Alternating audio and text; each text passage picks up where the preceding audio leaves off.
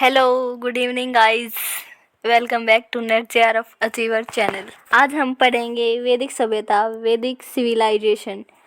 सिंधु सभ्यता के बाद भारत में वैदिक सभ्यता का विकास हुआ। यह सभ्यता वेदों पर आधारित थी, जिसमें ऋग्वेद सबसे प्राचीन और महत्वपूर्ण ग्रंथ है। वैदिक शब्द वेद से बना है, जिसका अर्थ होता है ज्ञान। वैदिक सभ्यता का काल विभाजन। वैदिक संस्कृति को दो भागों में बांटा गया है। ऋग्वैदिक काल, इसका टाइम पीरियड है 1500 से 1000 ईस्वी पूर्व। इसको प्रारंभिक वैदिक काल भी बोलते हैं। आज हम सिर्फ इसी के बारे में पढ़ेंगे। उत्तर वैदिक काल, इसका टाइम पीरियड है 1000 से 600 ईस्वी पूर्व। इसे विकसित वैदिक काल भी कहते हैं। ऋग्वैदिक काल 1500 से 1000 ईस्वी पूर्व। इस काल का तिथि निर्धारण जितना विवादास्पद रहा है, उतना ही इस काल के लोगों के बारे में सटीक जानकारी प्राप्त करना भी रहा है। ऋग्वेद संहिता की रचना इस काल में हुई थी, अतः यह इस काल की जानकारी का एकमात्र साहित्यिक स्रोत है।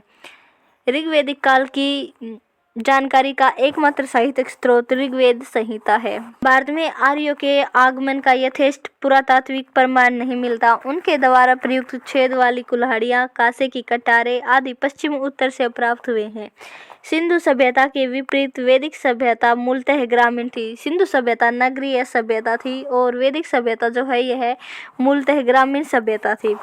आर्यों का आरंभिक जीवन पशुचारण पर आधारित था। कृषि उनके लिए गौण कार्य था, अर्थात कृषि उनके लिए सेकंड कार्य था। पशुचारण को इम्पोर्टेंस दी जाती थी। पशुचारण जो है उसको प्राथमिकता दी जाती थी और सेकंड पर कृषि की जाती थी। 1400 ईस्वी पूर्व के बेगाजकोई एशिया माइनर के अभिलेख में ऋग्वैदिक काल के देवताओं इंद्र, मित्र, वरुण तथा नस्त्य का उल्लेख मिलता है। इससे अनुमान लगाया जाता है कि वैदिक आर्य ईरान से होकर भारत आए होंगे। ऋग्वेद की अनेक बातें ईरानी भाषा के प्राचीनतम ग्रंथ अवेस्ता, जेंदा अवेस्ता से मिलती हैं। संयुक्त राष्ट्र शैक्षिक, वैज्ञानिक और सांस्कृतिक संगठन यूनेस्को द्वारा ऋग्वेद को विश्व मानव धरोहर के साहित्य में शामिल किया गया। ऋग्वेद को 2007 में किया गया था। ये आर्यों के मूल निवास के संदर्भ में विभिन्न विद्वानों के अलग अलग विचार हैं। प्रोफेसर मैक्स मूलर ने आर्यों का मूल निवास स्थल मध्य एशिया को बताया। बाल गंगाधर तिलक ने उत्तरी ध्रुव को बताया और डॉक्टर अविनाश चंद्र दास ने सप्त सिंधु प्रदेश को आर्यों का मूल निवास स्थल बताया। दयानंद सरस्वती ने तिब्बत को और प्रोफेसर गार्डन चाइल्ड ने दक्षिणी रूस को। गंगानाथ झा ने ब्रह्मऋषि देश को आर्यों का मूल निवास स्थल बताया। गाइल्स महोदया ने हंगरी अथवा डेन्यूब नदी है उसको आर्यों का मूल निवास स्थल बताया और प्रोफेसर पेंका ने जर्मनी के मैदानी भाग को आर्यों का मूल निवास स्थल बताया। अधिकतर जो विद्वान हैं वो प्रोफेसर मैक्स मूलर के विचारों से सहमत हैं कि आर्य मूल रूप से मध्य एशिया के ही निवासी थे। ऋग्वैदिक काल का भौगोलिक विस्तार। आर्यों के इतिहास की जानकारी का मुख्य स्रोत ऋग्वेद है। ऋग्वेद में आर्य निवास स्थल के लिए सप्त सिंधु क्षेत्र का उल्लेख मिलता है, जिसका अर्थ है 7 नदियों का क्षेत्र। ये नदियां हैं सिंधु, सरस्वती, सतलज, व्यास, रावी, झेलम और चिनाब। मनुस्मृति में सरस्वती और दृशद्रवती नदियों के बीच के क्षेत्र को ब्रह्मवत पुकारा गया है। इसे ऋग्वैदिक सभ्यता का केंद्र भी माना गया है। गंगा एवं यमुना के दोआब क्षेत्र एवं उसके सीमावर्ती क्षेत्रों पर जब आर्यों ने कब्जा कर लिया तो इसे ब्रह्मऋषि देश कहा गया। कालांतर में संपूर्ण उत्तर भारत में आर्यों ने विस्तार कर लिया, जिसे आर्यावर्त कहा गया। गंगा और यमुना के दोआब का क्षेत्र और उसके सीमावर्ती क्षेत्र पर जब आर्यों ने कब्जा किया तो वो ब्रह्मऋषि देश कहलाया और बाद में संपूर्ण उत्तर भारत में जब आर्यों ने विस्तार कर लिया तो उसे आर्यावर्त कहा गया। वैदिक संहिताओं में वर्णित कुल 31 नदियों में से ऋग्वेद में 25 नदियों का उल्लेख किया गया है, किंतु ध्यान देने योग्य बात यह है कि ऋग्वेद के नदी सूक्त में केवल 21 नदियों का वर्णन किया गया है। इस काल की सबसे महत्वपूर्ण नदी सिंधु को बताया गया है तथा सबसे पवित्र नदी सरस्वती को माना गया है। सरस्वती नदी जो पवित्र मानी गई है उसके कुछ उपनाम भी दिए गए हैं, जैसे सरस्वती नदी को तभी देवी तमा, माते तमा और नदी तमा भी कहा जाता था। ऋग्वेद में गंगा नदी का 1 बार जबकि यमुना नदी का 3 बार उल्लेख हुआ है। ऋग्वेद में हिमालय पर्वत एवं इसकी चोटी को मंजवत या मंजुवत इसका भी उल्लेख किया गया है।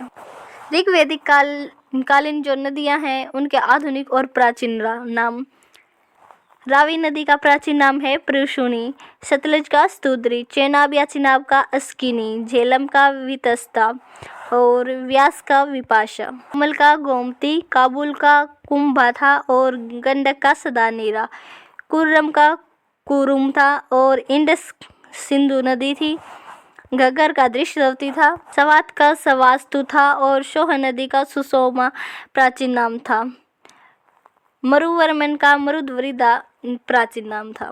ऋग्वैदिक काल का समाज है उसको देखते हैं। सामाजिक संरचना: ऋग्वैदिक समाज पितृष्टात्मक समाज था जिसमें परिवार या कुल समाज की सबसे छोटी इकाई थी। परिवार और गोत्र व्यवस्था: परिवार को कुल कहा जाता था, उसका मुखिया कुलपति होता था। परिवार का एक समूह मिलकर गोत्र बनाता था जो समान पूर्वजों की पहचान से जुड़ा होता था। परिवार पितृष्टात्मक था जिसमें पिता का अधिकार सर्वोपरि था। संयुक्त परिवार प्रथा भी प्रचलित थी, जैसे दादा, नानी, नाती, पोते आदि के लिए एक ही शब्द नपुंसक प्रयुक्त होता था। महिलाओं की स्थिति: पितृष्टात्मक समाज होते हुए भी महिलाओं को उचित सम्मान प्राप्त था। स्त्रियां पति के साथ यज्ञ में भाग ले सकती थी। बाल विवाह, सती प्रथा, पर्दा प्रथा का प्रचलन नहीं था। उपनयन संस्कार कन्याओं के लिए भी किया जाता था। विधवा विवाह स्वीकार्य था। शिक्षाओं के द्वार स्त्रियों के लिए भी खुले थे और कई विदुषी महिलाएं भी प्रसिद्ध थी, जैसे लोपामुद्रा, घोषा, सिकता, अपाला और विश्ववारा। जो महिलाएं आजीवन अविवाहित रहती थी उन्हें अमाजु कहा जाता था। यदि पति से संतान नहीं होती थी तो नियोग प्रथा द्वारा संतान प्राप्ति संभव थी। वर्ण व्यवस्था प्रचलित थी। ऋग्वेद के 10वें मंडल में वर्णित पुरुष सूक्त के अनुसार 4 वर्णों की उत्पत्ति का उल्लेख मिलता है। पहला जो है ब्राह्मण, ये विराट पुरुष के मुख से उत्पन्न हुए माने जाते थे। सेकंड क्षत्रिय, जो कि विराट पुरुष की भुजाओं से उत्पन्न हुए माने जाते थे। और थर्ड वैश्य, जो जांघों से उत्पन्न हुए माने जाते थे। और फोर्थ जो है वो पैरों से उत्पन्न हुए माने जाते थे। इसलिए ब्राह्मणों को समाज में सबसे ऊंचा दर्जा प्राप्त था और शूद्रों को सबसे निचली जाति का दर्जा प्राप्त था। यह एक कर्म आधारित व्यवस्था थी, न कि जन्म आधारित। विवाह व्यवस्था: विवाह को एक पवित्र संस्कार माना जाता था। सामान्यतः एक पत्नी प्रथा प्रचलित थी। विवाह में दहेज प्रथा नहीं थी, लेकिन वह शब्द है वो कन्या को दिए गए उपहारों का प्रतीक था। विवाह के 2 प्रकार थे, अनुलोम विवाह और प्रतिलोम विवाह। अनुलोम विवाह में उच्च वर्ण का पुरुष निम्न वर्ण की स्त्री से विवाह करता था और प्रतिलोम विवाह में उच्च वर्ण की स्त्री निम्न वर्ण के पुरुष से विवाह करती थी। नर्तकियों द्वारा विशिष्ट परिधान पहनने का भी उल्लेख मिलता है, जिसे पेशस कहा जाता था। दास प्रथा: ऋग्वैदिक काल में दास प्रथा का प्रचलन था, लेकिन वह यूनान और रोम की तरह कठोर नहीं थी। खान पान और पोशाक: आर्य मांसाहारी और शाकाहारी दोनों प्रकार का भोजन ग्रहण करते थे। सोम और शूरा मतलब मदपान का भी उल्लेख मिलता है। उनके वस्त्र सूती, ऊन और चर्म मतलब चमड़े से बने होते थे। आभूषण एवं अलंकरण: पुरुष और महिलाएं आभूषण धारण करते थे। कर्णशोभन कानों में पहनने का एक आभूषण था। कुंभ शीर्ष पर पहनने का। खादी, रुक्कम, भुजबंद, केयूर, नपूर, कंकण और मुद्रिका, ये भी कुछ आभूषण थे। चिकित्सा एवं स्वास्थ्य: ऋग्वेद में भिषज शब्द का उल्लेख मिलता है। भिषज वेद को कहते थे। अश्विन देवताओं को चिकित्सा से जोड़ा गया है। यक्ष्मा मतलब तपेदिक जैसी बीमारियों का भी उल्लेख मिलता है। मृत्यु उपरांत संस्कार: मृतकों को मुख्यतः अग्नि में जलाया जाता था। कभी कभी शवों को दफनाने की भी प्रथा प्रचलित थी। कैसा था ऋग्वैदिक समाज?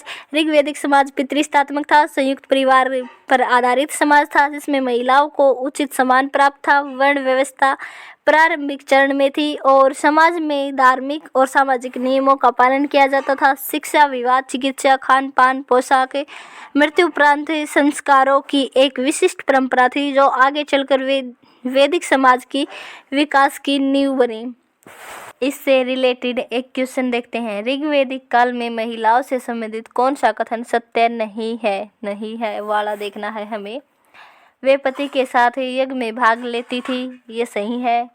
उन्हें शिक्षा प्राप्त करने का अधिकार था। ये भी सही है। बहुत सी विदुषी महिलाएं हुई हैं उस टाइम में, जैसे विश्ववारा, सिकता, घोषा और लोपामुद्रा। विधवा विवाह स्वीकार्य नहीं थे, तो ये गलत है। विधवा विवाह स्वीकार्य था तब, तो यही हमारा आंसर है। उपनयन संस्कार कन्याओं के लिए भी किया जाता था, ये सही है। ऋग्वैदिक काल की राजनीतिक स्थिति। ऋग्वैदिक काल का टाइम पीरियड 1500 से 1000 ईस्वी पूर्व। आर्यों की राजनीति व्यवस्था मूलतः कबीलाई प्रणाली पर आधारित थी। मतलब वे कबीले में रहा करते थे, जैसे छोटे छोटे कबीले होते थे उनमें रहा करते थे। इस काल में राजतंत्र एवं जनतंत्र दोनों व्यवस्थाएं मौजूद थी। राजनीतिक संगठन, प्रशासनिक इकाइयां और उनकी संरचना। ऋग्वैदिक के समाज में प्रशासनिक इकाइयों का विभाजन 5 सत्रों में था।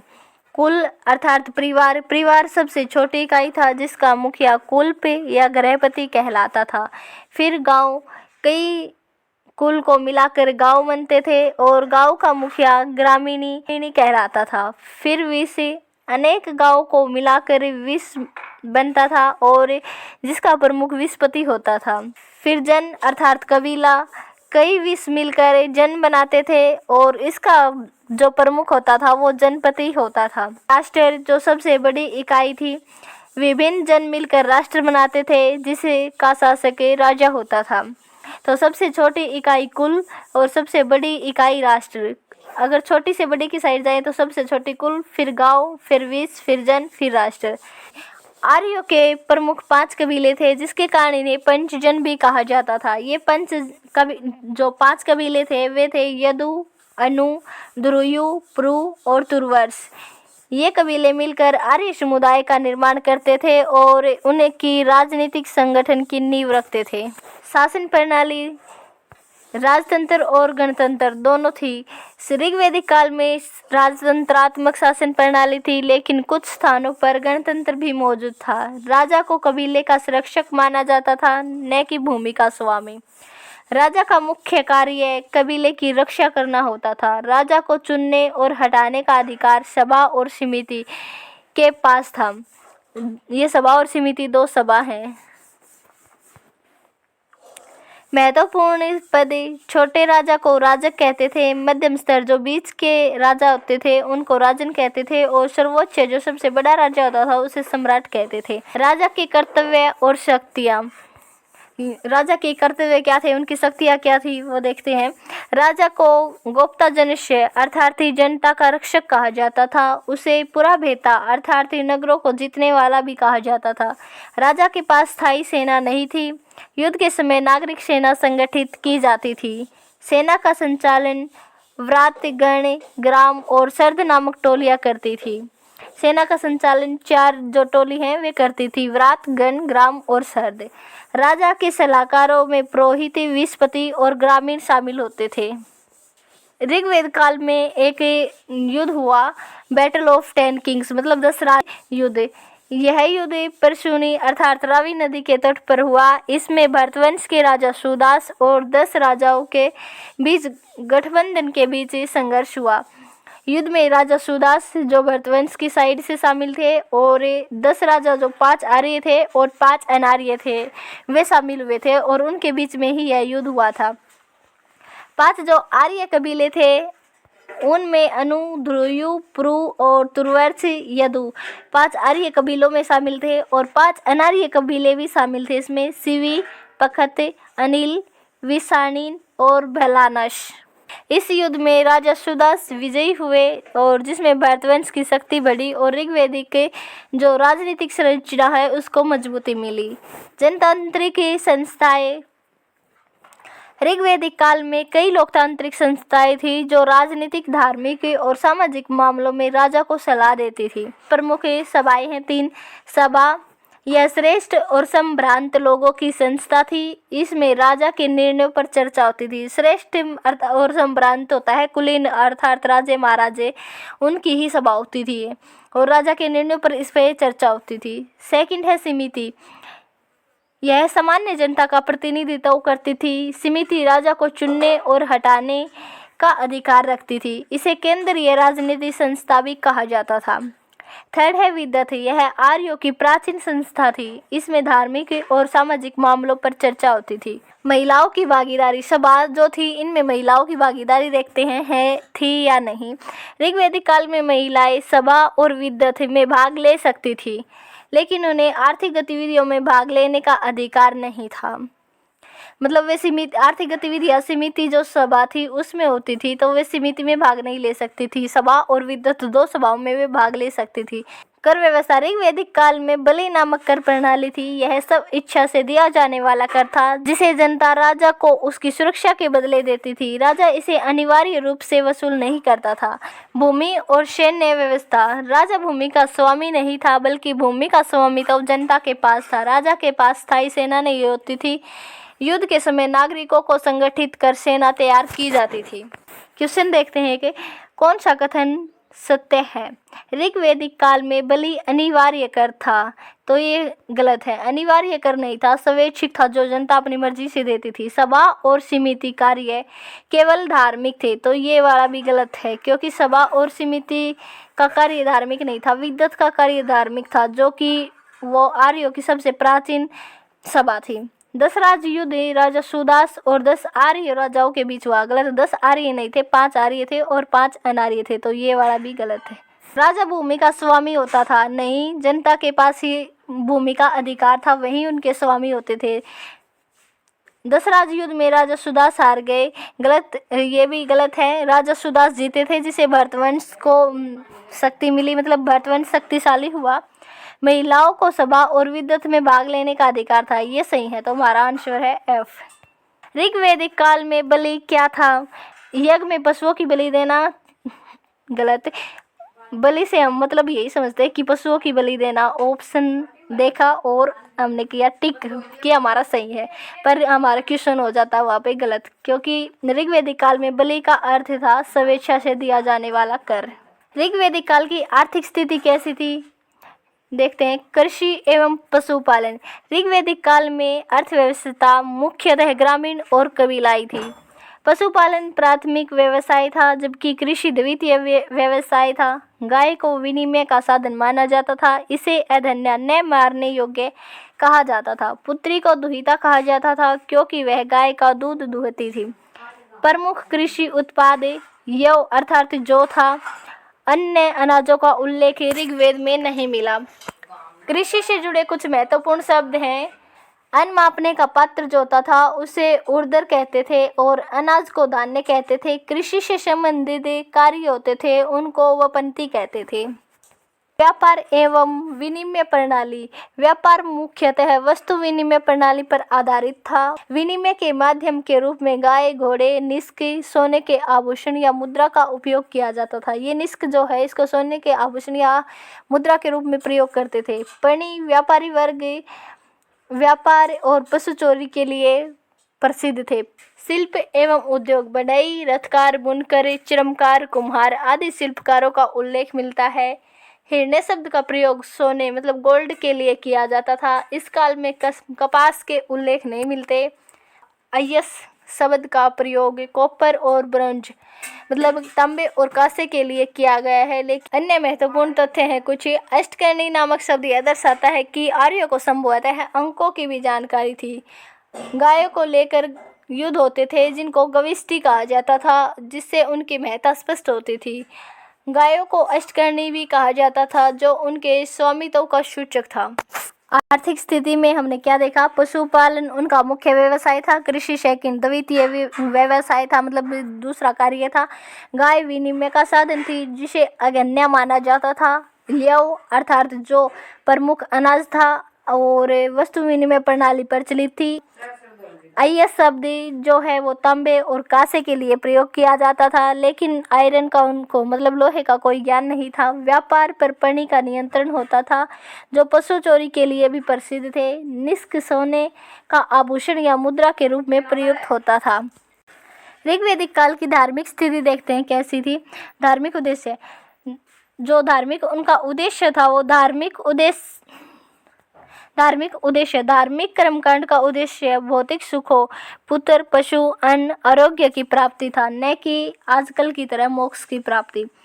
ऋग्वैदिक काल में मूर्ति पूजा का उल्लेख नहीं मिलता। एकेश्वरवाद और बहुदेववाद। आर्य लोग बहुदेववादी थे, लेकिन एकेश्वरवाद की प्रवृत्ति भी प्रचलित थी। ऋग्वेद में 33 देवी देवताओं का वर्णन मिलता है। ऋग्वेद के जो है प्रमुख कुछ देवता थे, उनकी श्रेणियां हैं, देखते हैं।